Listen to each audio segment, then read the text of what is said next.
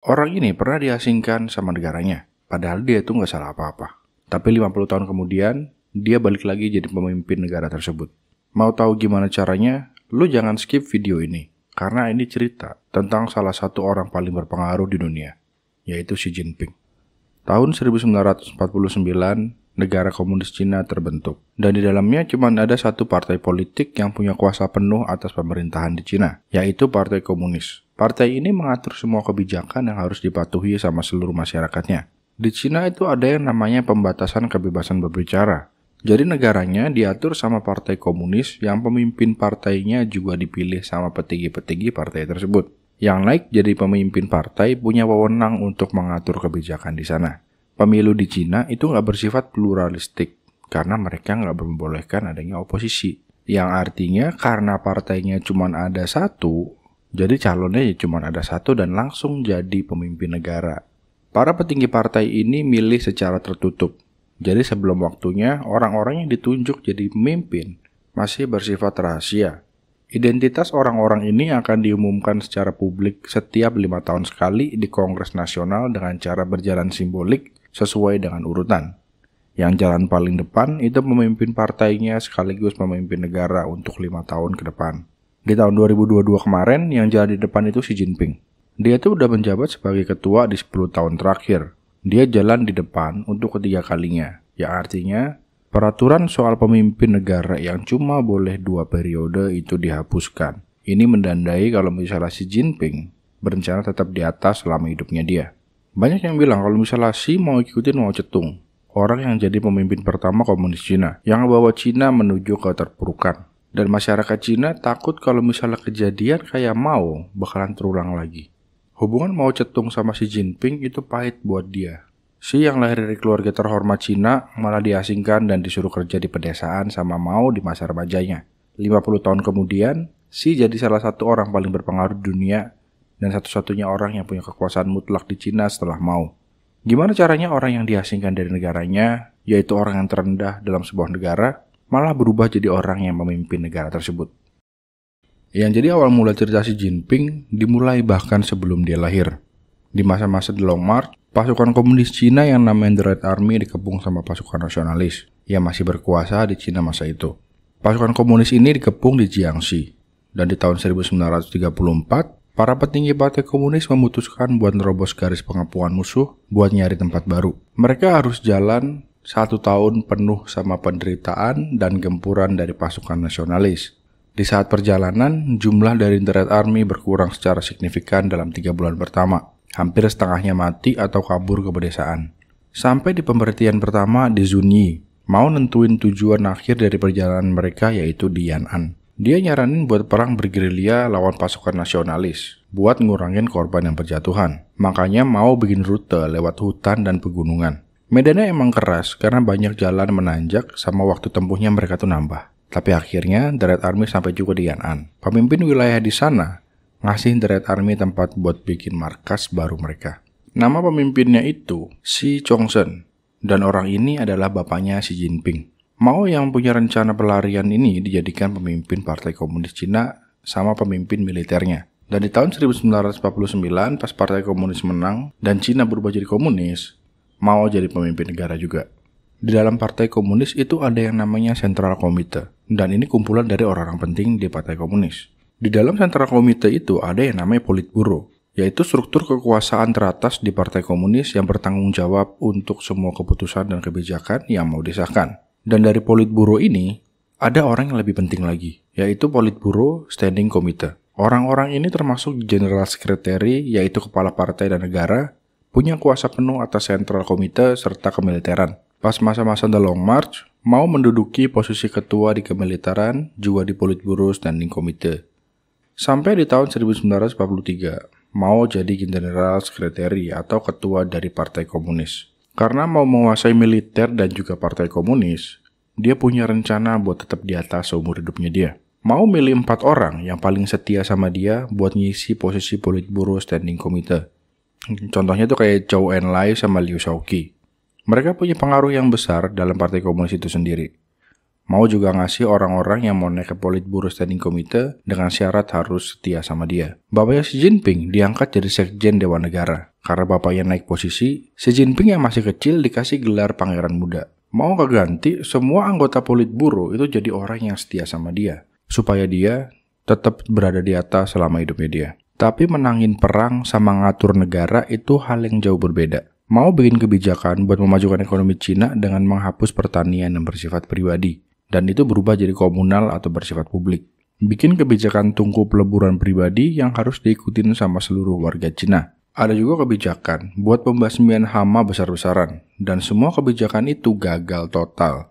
Yang berakibat jutaan warga Cina mati karena kelaparan. Bukan cuma itu, Mao juga bikin gerakan revolusi budaya yang mendorong semua masyarakat dan pelajar di Cina buat membasmi orang-orang yang gak setuju sama Mao. Pasukan pelajar ini dinamakan The Red Guard. Mereka maksa buat percaya kalau misalnya Mao adalah pemimpin yang layaknya dewa. Orang-orang yang melawan bakalan dipermalukan secara publik atau bahkan dibunuh. Bahkan orang yang ada di Politburo Standing Committee gak aman di masa-masa revolusi budaya ini. Liu Shaoqi, orang yang dicurigai menentang Mao, dipenjara dan akhirnya meninggal karena disiksa terus-menerus. Petinggi-petinggi kemiliteran juga diganti sama orang yang setia sama Mao. Lin Biao, orang yang tadinya ditunjuk sama Mao buat jadi penerusnya dia, yang selalu ada di dekatnya Mao, meninggal secara misterius pas pesawatnya jatuh di perjalanan ke Soviet. Gak lama kemudian, Lin Biao dicap sebagai pengkhianat. Mao juga bikin bapaknya Xi Jinping jadi pengkhianat, yang akhirnya dipermalukan secara publik sama The Red Guard. Bapaknya Xi Jinping dipenjara selama 8 tahun setelah itu.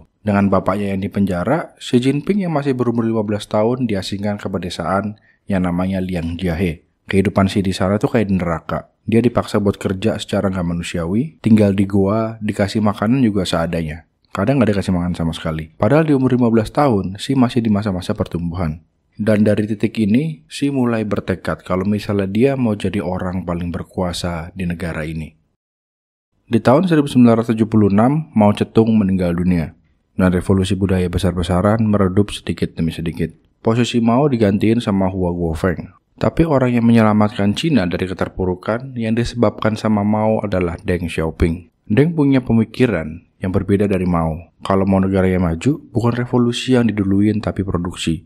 Jadi dia bikin program yang namanya The Four Modernization. Dimulai dari agrikultur, industri, militer, dan yang terakhir, sains dan teknologi. Program Deng ini terbukti sukses dan perekonomian Cina naik secara drastis. Bukan cuma itu, Deng juga pergi ke Amerika buat nyari investor-investor yang mau invest di Cina. Dan akhirnya Cina pun berhasil buka pasar internasional mereka. Kalau lo mau tahu lebih detail soal Mao Zedong sama Deng Xiaoping, lo bisa langsung nonton video yang ada di playlist Rise of China obrolan Warkop. Oke, balik lagi ke Xi Jinping. Setelah kematian Mao Zedong, dia tuh kemana aja? Dia balik lagi ke Beijing setelah kematian Mao. Di Beijing, dia belajar filsuf tentang komunis. Meskipun partai komunis bikin keluarganya berantakan, Xi tetap join di partai tersebut.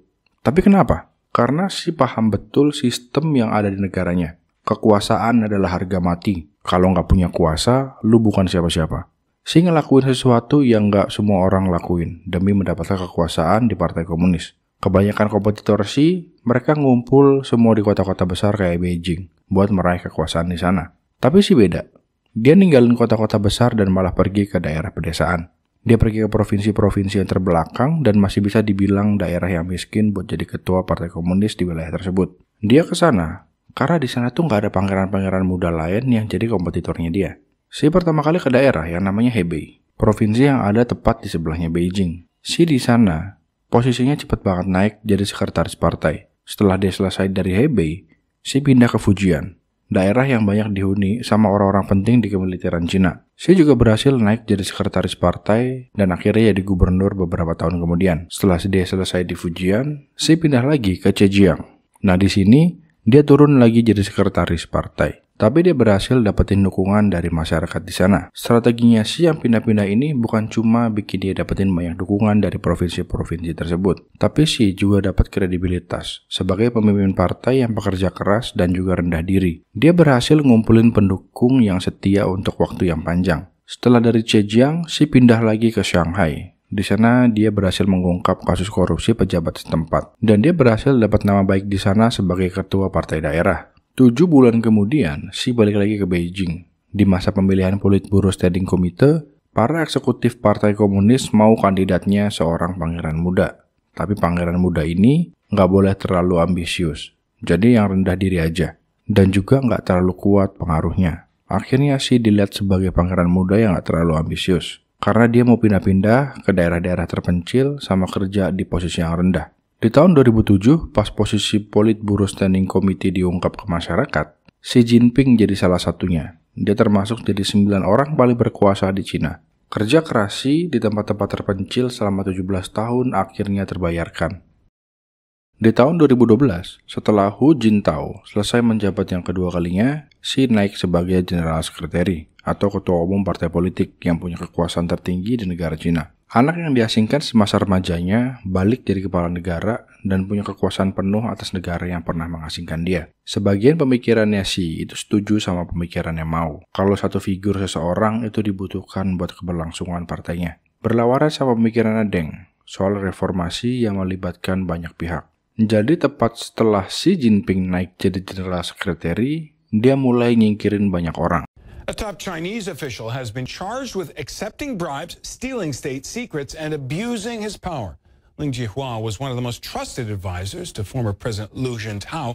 He served in a role similar to that of Chief of Staff.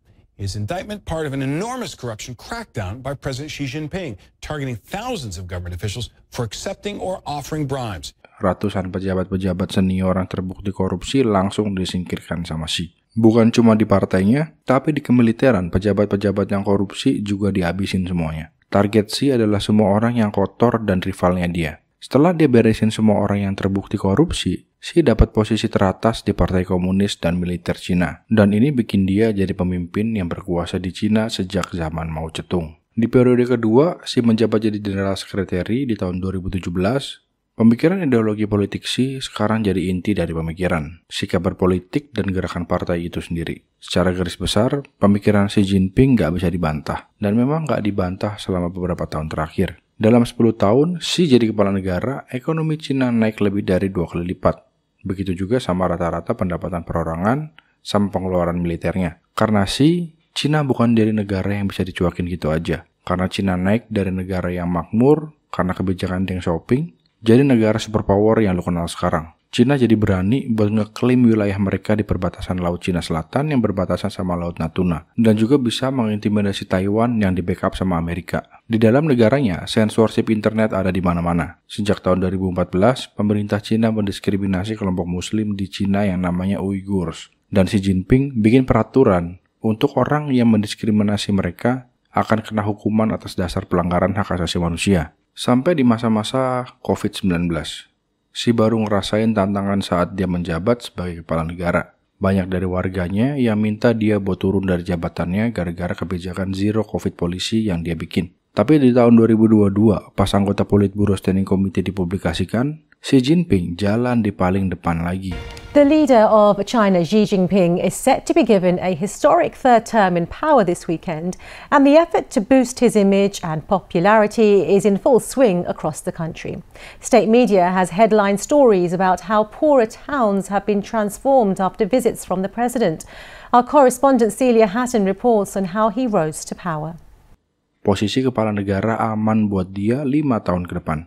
Dan anggota Politburo lainnya adalah orang-orang yang setia sama dia semua. Sekarang nggak ada lagi orang dari partai dan juga dari militer yang ideologinya beda sama Xi. Yang bikin Xi jadi orang yang paling berkuasa di Cina selama dia masih hidup.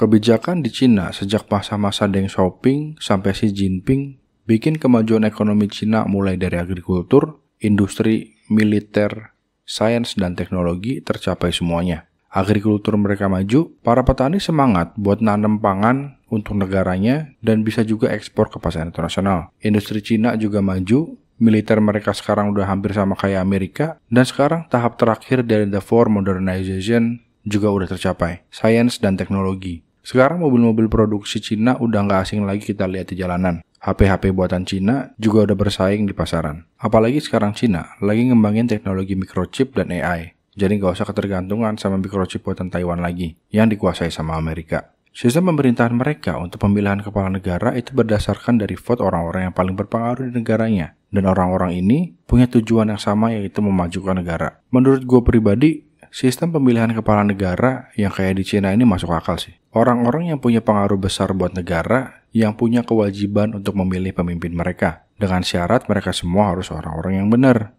Kalau one man one vote, artinya semua orang punya suara buat milih kepala negara. Contohnya kayak orang yang punya pengaruh penting dan dia juga ngerti keadaan dari negara tersebut. Sama, mohon maaf nih ya, tukang parkir pungli yang biasanya ada di minimarket dekat rumah lu. Nah, 2 orang ini suaranya sama-sama satu suara. Menurut lu adil nggak kayak gitu? Bobot yang mereka lakukan untuk negara ini jelas-jelas beda. Orang yang wawasannya luas tentang kenegaraan dibandingkan sama tukang parkir tadi. Kalau menurut lu gimana? Tulis di kolom komentar dan jangan lupa buat subscribe. Terima kasih.